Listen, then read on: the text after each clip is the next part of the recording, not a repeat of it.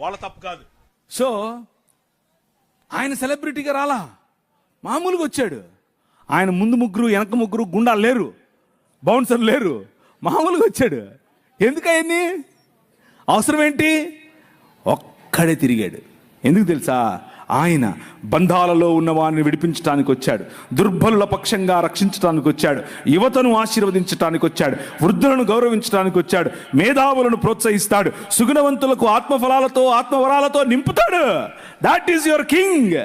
మామూలు రాజు కాదు. అర్థమవుతుందా? నేను ఈ రాజు గురించి చెప్పాలి అంటే నా భాష సరిపోదు, ఈ రాజు గురించి చెప్పాలంటే నా భావం సరిపోదు, నా మైకులు సరిపోవు, ఈ టెక్నాలజీ సరిపోదు. మామూలుడు కాదు. ఆయన గురించి మీకు తెలుసా? ఇంతకు ఏదో మతంలో బతికేస్తున్నారా?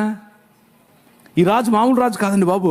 విజ్ఞానమునకు రాజు, జ్ఞానోత్సవానికి రాజు, విముక్తికి మార్గం,